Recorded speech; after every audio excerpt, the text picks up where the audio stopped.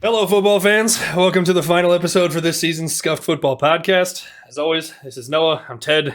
Basically, we're just here to wrap up the rest of the season, talk about how the Super Bowl ended, and maybe some cheeky gambling for futures picks for the next Super Bowl. Who knows? Already? That soon? When odds come out, I think it's interesting to look at. But Sure.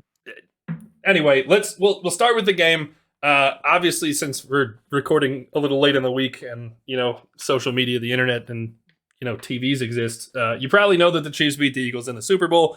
For my money, it was probably one of the most, if not the most, entertaining Super Bowls of my lifetime. Really phenomenal game, start to finish. It was intense. It was dramatic. I do want to give the utmost respect to Patrick Mahomes because I genuinely thought he was dying the way he was grimacing coming off the field before halftime.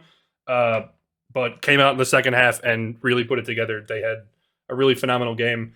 I also want to give special credit to Andy Reid because their play calling was just genius. The Eagles had no answers whatsoever all day. Not only could they not get to Patrick Mahomes, which I think was super important that we've been talking about for weeks, just rushing the quarterback with 4, but they also weren't stopping the passing game, even dropping 7 defenders. Andy Reid made them look silly. What are your big takeaways from the game, man? What'd you see? What'd you enjoy? I definitely have to agree that we saw a Chiefs offensive line that I don't think we've seen before. The Chiefs aren't particularly known to have a strong offensive line, but when they needed to protect Mahomes, especially re-aggravating his injury, they did it. And that was, really good to see, I felt like. Maybe it gives a glimpse of hope for this coming season. But again, I agree, it was probably one of the better games that I've witnessed other than I think like the last time the Eagles won. That was a pretty entertaining one. That was a good one, yeah. But yeah, again, I agree. This was great. Really good game between two great teams. I think this will be exciting. I mean, the Eagles are going to be back. It looks like, they played really well even in this loss. And yeah. Well, so I think there were a couple notable things about this game. First off is that, to watch it and the pace of scoring, I think this is what we wanted to see from the last 2 rounds. The divisional round just kind of sucked.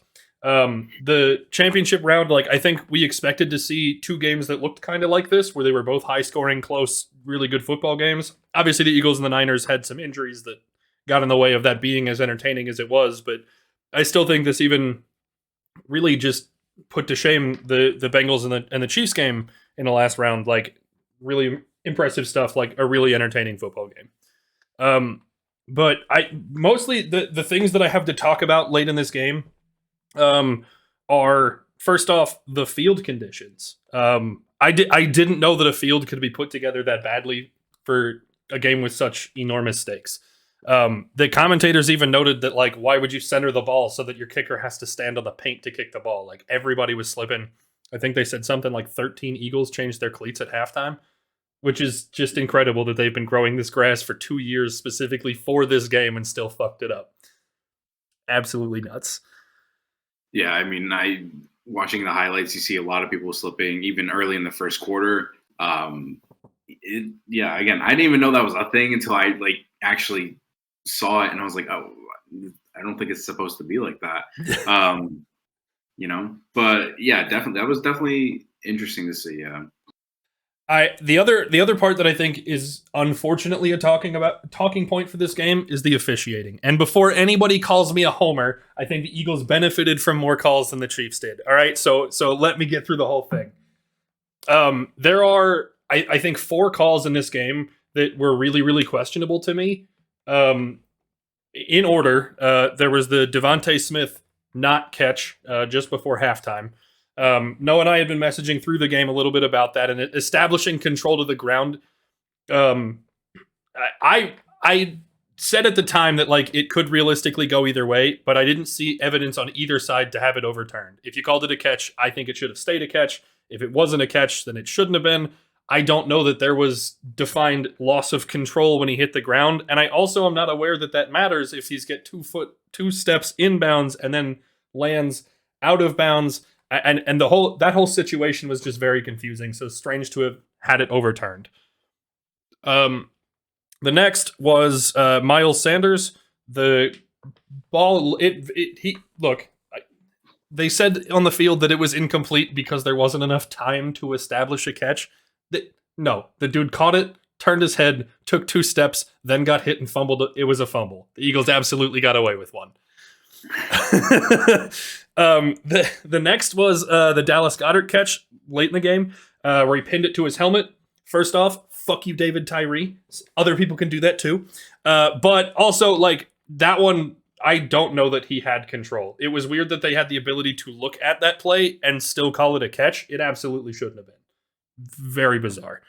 And then I think the obvious one was at the very end of the game, the holding call on the Eagles that basically gave the Chiefs the opportunity to, kneel to win the game. My only complaint with that is that I think the game doesn't get to play out in an entertaining fashion.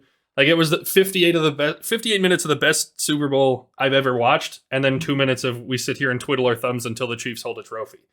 Like, I said this to Noah before we started recording. I'm sure I'll say it again, that, like, I'm very aware the Eagles lose that game one way or another. The situation is less than 2 minutes. They have no timeouts. They've got to march the field, and they've been struggling on offense through the second half. Like, I know the Eagles lose that game regardless, but it just sucks to know that, like, well, now that there's a holding, the Eagles don't even get the shot to make it entertaining. They don't, there's no opportunity to make it exciting even when they still lose.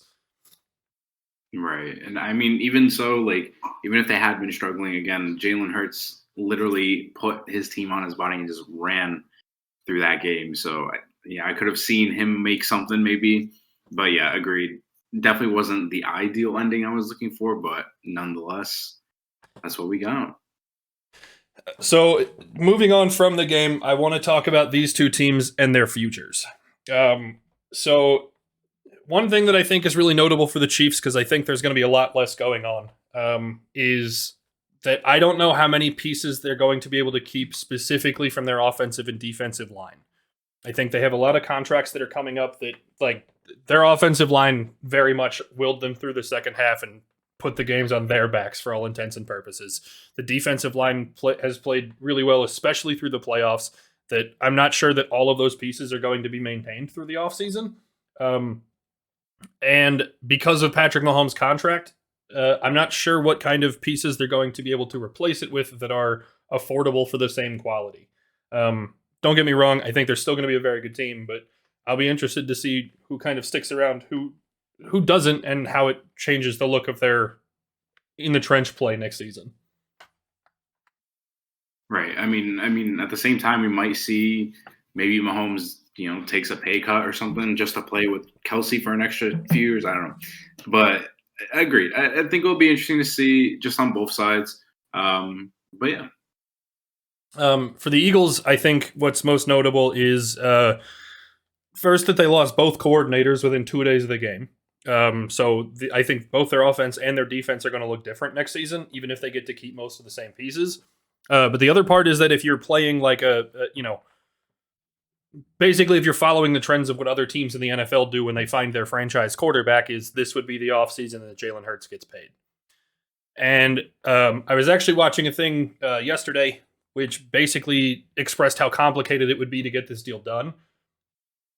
While Jalen Hurts is a good quarterback, he's going to get his payday. If you pay him too much, you can't afford the pieces around him that make him good, because when we watched his rookie season when he was back up to Carson Wentz, like, he struggled when there were no weapons on offense. If you pay the dude to be your whole offense, you're going to struggle. I think a lot of his value also comes from how good that offensive line is, and with other salaries coming up, guys potentially leading in towards retirement like Lane Johnson and Kelsey, that I don't know that Hurts is going to be worth the massive contract that he's clearly warranted. I think the other interesting piece is that immediately after they paid Carson Wentz, they played him for 9 more games and then they released him. So, like, I don't know that the Eagles have a whole lot of precedent for paying that franchise quarterback in the more recent models. I'm interested to know what you think as far as what he's going to make, where he's going to be, or how the Eagles look different. Well, so I think the difference between Carson Wentz and Jalen Hurts is probably, I think they believed more in trying to develop Jalen Hurts. I think they saw something else. Again, Carson Wentz had that really good MVP season, and then he came back after the injury. He wasn't as good, and then ever since then, he's just taken a decline. So, I mean, again, I think we've seen the development that it shows that Jalen Hurts is the better star, essentially the better quarterback in general, than Carson Wentz. So I think they would probably be more committed to paying him the money that he's actually owed. But again, agreed. It depends on the other pieces as well. But I think in general, I think he would deserve the full contract, not be just, traded away. I guess I'm most interested. I had this conversation with my Eagles fan buddies a million times before this season. That when his contract came up, I was more than comfortable keeping Jalen Hurts forever if he was going to get paid like 20 to 25 million. But this season was all but an MVP season. He dragged him to the Super Bowl and ran for 3 touchdowns in the Super Bowl. Like the dude's going to get paid, right? He's looking at probably close to what Lamar Jackson got offered and turned down this season. If not in Philly, then somewhere. Like somebody's going to pay him that money. I don't know that the Eagles get to be this good again if he makes that kind of money, which really sucks to say because he's that good, but I don't know that they can build this good of a roster around him if he's making that kind of money. I don't know. I think it's really strange, and I think that we'll see a lot of what the Eagles do in the draft. If they go with their 2 first-round picks and draft a couple of offensive linemen, you know what? Yeah, pay the dude. If they go and they're drafting 2 new wide receivers, maybe not. We should reconsider, but I am pretty interested. The other storyline that I think is most notable now for next season before we, get all of the roster moves and all this kind of stuff that's going to happen in the offseason, for me at least, I think what's most notable is talking about the 49ers quarterback room. So, for my money, I think that the 49ers are the best positioned team to make a title run next year. Their roster's ridiculously good, and they have an abundance of talent that they're going to have to literally give some away. So, for what it's worth, they've got 4 quarterbacks on their roster. You can assume that Josh Johnson either retires, is released, or just remains the 3rd string quarterback, and I think that one's pretty secure. But what they do with the other 3 quarterbacks, I think, is super interesting. So, in your options, we obviously have Brock Purdy, who led them through the better part of what was an 11-game win streak. They ended up making it to the playoffs, and if not for his injury, they were still full within the grasp of that game against the Eagles for a shot at the Super Bowl this year. But he also, largely unproven. There's not a whole lot of film. We got 6 regular season starts and 3 playoff starts, that maybe we don't know a whole lot. But he's ridiculously cheap. You've obviously seen that with the system you have, he can win. I think that's worth noting. Trey Lance, actually the exact same sample size in the regular season. But through 2 seasons, you have 6 career starts. They haven't been very good in those starts. I'm just going to throw it out there. But they also traded the farm to move up and go get him. He was their guy. He's what Kyle Shanahan has said forever that he's wanted, is a really good passer who is also mobile, that my offense can have even more dimension to it. He's got a run game that no other quarterback on that roster has. I think there's some talent to be noted there. The other is Jimmy Garoppolo, who's a proven commodity, might be too strong a word in the NFL, but he's a starter caliber quarterback in whatever offense you put him in. He's going to be serviceable. His detriment is he's making more this season than both of their other 2 quarterbacks that I just listed are going to make for their entire contracts combined. So I'm interested to know what you think is going to happen with the 49ers quarterback room, maybe what direction you think they'll take and what direction they should take. I think if anything, it's time to cut ties with Jimmy Garoppolo. Again, he led us to the Super Bowl, and again, great starting, decent caliber quarterback. But I think you've already committed so much to Trey Lance, and now you also have another quarterback in Brock Purdy, who's almost as the same amount of level, right? He's not a proven star yet. who can win games, who can be there. So I think the way to go is probably keep Trey Lance and Brock Purdy and let go of Jimmy G. And who are you starting? Obviously, they get training camp to fully make that decision. But if you had to choose today, who's your starter? I think I'd probably go Brock Purdy because of the chemistry that I've heard. Whenever George Kittle always talked about him, it was always praised. It was like, he's the guy, he's the man, So I think that Brock Purdy has a different chemistry than Trey Lance does so far. But yeah. So I'm with you as far as letting go of Garoppolo. I think weirdly enough that you've got to release him and hope somebody else picks him up, because I don't know that they've got any massive needs on that team to go and trade for somebody else that you'd have to pay. You know what I mean? So I'm all here for however he's got to go. Let Garoppolo go. Do what you got to do. My thing is that I think the 49ers, what I think they should do is absolutely what you said, is start Brock Purdy. The dude's proven that he can win. The only game he's lost as a starter, he was injured in the second quarter and then couldn't throw the ball. No reason to doubt him, pull him off, absolutely be the starter. What I think they're going to do is probably start Trey Lance just to see what you've got. If he's good but not great, you trade him off, you get some value, you put another quarterback in that room, a backup somewhere. I mean, what's his name? Fuck the guy. God damn it. Baker Mayfield's a free agent. So you could pick him up and put him as your backup quarterback up there, right? There's going to be somebody else that you can put on the bench behind Purdy. If Trey Lance isn't working out, you can get value for him and you think Purdy's the better option. I also think that if you traded that much value, if you put so much effort into moving up in the draft to go get Trey Lance, to sit him behind your bench, but behind the last pick in the draft, not to say that Purdy deserved to be that last pick in the draft, but also you didn't have to invest value in, we just happened to go last. Right. I think that you wasted all of that value then to just be sitting on your bench. That kind of feels terrible if you're the 49ers organization. I think just what's most realistic is he probably starts if he's healthy. I don't know. We really only had one game to talk about. I don't think it's a huge benefit to talk about what's going to happen next season because, we got a whole offseason full of moves coming. But just for fun, let's look at some Super Bowl odds for next season, see what we got. The front runners look pretty much the same to this year's playoffs, obviously. The Chiefs are the betting favorite, then the Bills, Eagles, Bengals, 49ers. Those are all the top leaders. The Cowboys are also there, but they're a pretty significant distance away from San Francisco. Bottom of the barrel teams, just to hit a couple, currently are the Texans, the Colts, the Cardinals, the Bucks, the Falcons. The Bucks. Cardinals are that far down, actually. The Cardinals doesn't surprise me all that bad. The Bucks do surprise me.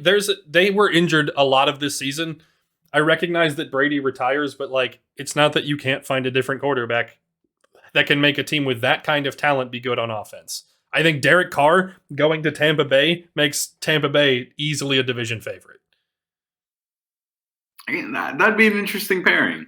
I mean, there's receivers on that team. They've got a good offensive line, and it's a really, really, really winnable division. It's weird to me to see the Bucks that low, and I wonder how it changes when they find their quarterback. But who do you have as your favorite? Maybe a couple of favorites. Who do you think might be a dark horse somewhere in the middle of the pack we're not considering? What you got? I'm actually pretty surprised that the Bills are second on that betting line there. I didn't expect them to be that high, considering how the last time we played. But I'll take it. I mean, I believe in Bills Mafia, so I would honestly just say Bills all the way, above the Chiefs, But I don't know. I think a dark horse. I mean, I guess we'll have to see after all the signings and everything. I don't know. If I've got to choose today, I think Kansas City is a pretty good first bet. I think most of their talent stays, and like I said, I trust Andy Reid. It does surprise me that the Bills and the Eagles are both so high. I think the Eagles are going to look a lot different next season just because of the salary cap, and losing both coordinators is never really good odds to go and follow up in a Super Bowl, to be completely honest with you. for my money, I think the best picks would be the Chiefs and the Niners. Maybe a middle of the road team. Maybe the Jags. They're at plus 2,500, and I can't sit here and honestly tell you I expect them to win the Super Bowl, but they're trending upwards. Things are going well. They've got more time to draft and acquire in the offseason. Like, I think it's good betting value if you're just determined to blow your money. But, yeah, like I said, real short one. Not a whole lot to talk about. We've only got one game, and you've all already seen all the stuff they've been talking about it all week. So, unless you got anything else, I think that's going to wrap us up. No. All right. Well, probably pick this up next season. You'll see us when you see us. For now, y'all have a good one.